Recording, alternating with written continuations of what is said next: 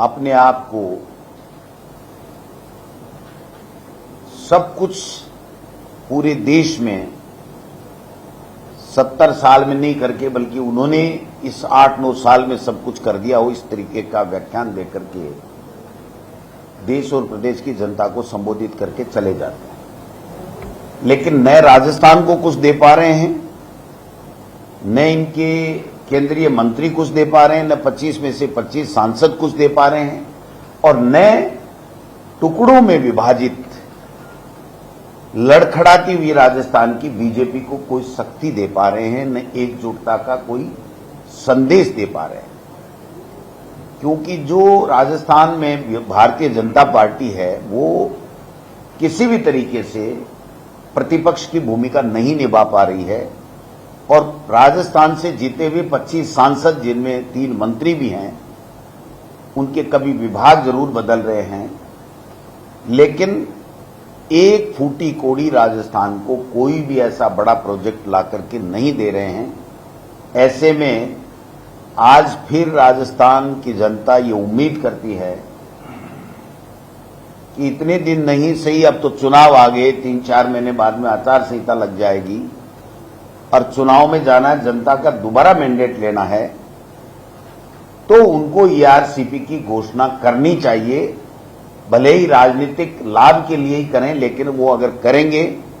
तो हम सब लोग उनका स्वागत भी करेंगे कि राजस्थान को कुछ दे करके गए। वरना हमारा ये मानना है, प्रदेश की पूरी जनता का ये मानना है कि मोदी जी चुनाव के लिए आते हैं, धर्म के आधार पर, जाति के आधार पर भेदभाव वाले बयान देकर के चले जाते हैं, और केवल और केवल चुनाव जीतने का एजेंडे से वो लोग काम कर रहे हैं, न कि देश में विकास करने के एजेंडे से वो लोग बाग काम कर रहे हैं। आज आप बताइए कि दिल्ली के जंतर मंतर पर अंतर्राष्ट्रीय ख्याति प्राप्त और मेडल प्राप्त किसान कौम के बेटे और बेटियां बैठी हैं, उनके साथ में कितने अत्याचार हुए हैं, उनके ऊपर मोदी जी के सरकार का कोई मंत्री, कोई एमपी एक शब्द बोलने को तैयार नहीं है। इससे बड़ा देश का दुर्भाग्य क्या होगा कि हमारे बेटे और बेटियां जो अपनी मेहनत करके, अपने दमखम से पूरे विश्व में अपना नाम रोशन कर रहे हैं, हमारे हिंदुस्तान का और हमारे समाज का, उनके ऊपर भी किसी तरीके का अत्याचार होने के बाद में भी संज्ञान नहीं लेना, मैं समझता हूं कि इससे बड़ा अपमान इस देश की जनता का, किसान कौम का, हमारे खिलाड़ियों का या देश की जनता का नहीं हो सकता है। इनको केवल चुनाव लड़ने के लिए ही थोड़ी केंद्र में सत्ता सौंपी गई है। आपने देखा होगा कि जब यूपीए सरकार थी तो जो भी मुद्दे विपक्ष उठाता था उसके ऊपर संज्ञान लिया जाता था, मंत्री का इस्तीफा होता था, बाकायदा उसके ऊपर प्रेस नोट जारी होता था कि ये है वो है। आप देखिए, केंद्रीय राज्य मंत्री के बेटे ने किसानों की गाड़ी चला करके हत्या कर दी, कोई इस्तीफा नहीं, कोई बयान नहीं, कोई संज्ञान नहीं। आज फिर एक एमपी ने, जिसके 32 मुकदमे हैं, किस प्रकार अत्याचार किया, शोषण किया, उसके बावजूद एक व्यक्ति भी भारतीय जनता पार्टी का जिम्मेदार व्यक्ति, नेता बोलने को तैयार नहीं है। मोदी जी बार बार देश से भ्रष्टाचार मिटाने की बात करते हैं। मैं आज इस मीडिया के माध्यम से पूछना चाहता हूं कि आपने अपने मंत्रिमंडल में से 14 मंत्रियों को हटाया, और जो मीडिया के माध्यम से ज्ञात हुआ पूरे देश को कि ये लोग बाग भ्रष्टाचार में लिप्त थे,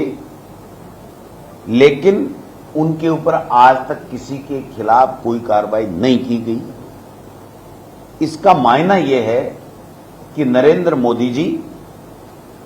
भ्रष्टाचार को मिटाना नहीं चाहते हैं, भ्रष्टाचार से उनको कोई परहेज नहीं है। देश के प्रधानमंत्री केवल मन की बात करते हैं, काम की बात नहीं करते हैं, और आज भी मुझे लगता है कि वो केवल मन की बातें करेंगे, काम की बात नहीं करेंगे। वो कितने भी दौरे कर लें, कितने भी झूठे आश्वासन देते हैं, कितने भी घोषणाएं थोती कर दें, राजस्थान में जो गुड गवर्नेंस हमारी सरकार की हुई है, राजस्थान में जो काम हमारी सरकार ने किए हैं, जो राजस्थान में जो बजट मुख्यमंत्री अशोक गहलोत जी ने पेश किए हैं और जो 10 गारंटियां हम लोग दे रहे हैं, महंगाई राहत कैंप लग रहे हैं, कॉलेजें खोली जा रही हैं, इंग्लिश मीडियम स्कूलें खुल रही हैं, सड़कें बन रही हैं, कोरोना में बेहतर काम हुआ है, इन सब का इनके पास में कोई तोड़ नहीं है। राजस्थान की जनता पूरी तरीके से मन बना चुकी है कि 4.5 साल से राजस्थान में कांग्रेस की सरकार ने किसान के कर्जे माफ भी किए हैं, किसान को संबल देने का काम भी किया है, महिलाओं की शिक्षा के लिए काम भी किया है, पानी, बिजली, सड़क, चिकित्सा सब में अच्छे काम किए हैं। और यही कारण है कि 8-9 में से उपचुनाव में केवल एक चुनाव भारतीय जनता पार्टी जीती है, जो 25,000 के मार्जिन से जीती हुई, वो 5,000 से जीती है, और एक चुनाव उन्होंने हनुमान बेनीवाल जी की जो पार्टी है उनके साथ में चुनाव जीता है। आज आप समझिए कि हनुमान बेनीवाल जी ने उनके सहयोग से एमपी का चुनाव लड़ा, उनको ही वो राजी नहीं कर सके, उनको संतुष्ट नहीं कर सके, एक सांसद को संतुष्ट नहीं कर सके, तो वो राजस्थान की जनता को थोते भाषणों से कैसे संतुष्ट कर पाएंगे। इसलिए मैं देश के प्रधानमंत्री जी से मांग करना चाहता हूं कि आज वो आए हैं राजस्थान में, वो केवल चुनावी भाषण नहीं दें, 9 साल में उन्होंने क्या इस प्रदेश के लिए किया वो बता करके जाएं, ईआरसीपी की घोषणा करके जाएं, मानगढ़ में आकर के पूरी सरकार से रिपोर्ट लेकर के घोषणा करने वाले थे राष्ट्रीय स्मारक को बनाने की, उसकी घोषणा करके जाएं और ये बता के जाएं कि हमने ये विकास के काम राजस्थान के लिए किए हैं। और मैं तो ये भी पूछना चाहूंगा उनसे कि वो जो बार बार आरोप लग रहे हैं संजीवनी सोसाइटी के, उसके बारे में भी देश के प्रधानमंत्री को संज्ञान लेकर के कुछ न कुछ एक्शन लेना चाहिए, जिससे देश के और प्रदेश के लोगों में संदेश जाए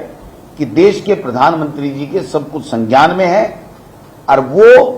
किसी भी तरीका का अगर कोई आरोप प्रमाणित होता है हमारे किसी भी पार्टी के नेता के खिलाफ तो उसके ऊपर वो संज्ञान लेते हैं, वरना एक इंप्रेशन ये जाएगा कि उनको केवल चुनाव लड़ने से मतलब है, बाकी सब कुछ उनकी प्राथमिकता में नहीं है। तो मैं तो यही कहना चाहूंगा कि आज का जो उनका जो भाषण है वो केवल चुनावी भाषण नहीं हो, वो कम से कम क्लियर करके जाएं कि हम किन मुद्दों के ऊपर चुनाव लड़ने वाले हैं। जब राजस्थान में आए और चुनावी साल है, 4 महीने बाद में आचार संहिता लगने वाली है, तो उनको अपने मुद्दे स्पष्ट करने चाहिए। जो केंद्र में जो मुद्दे उन्होंने पहले एनडीए चुनाव के समय बताए थे या दूसरे चुनाव के समय बताए थे, उन वादे और मुद्दों के ऊपर 1% भी एक पे भी काम नहीं हुआ है।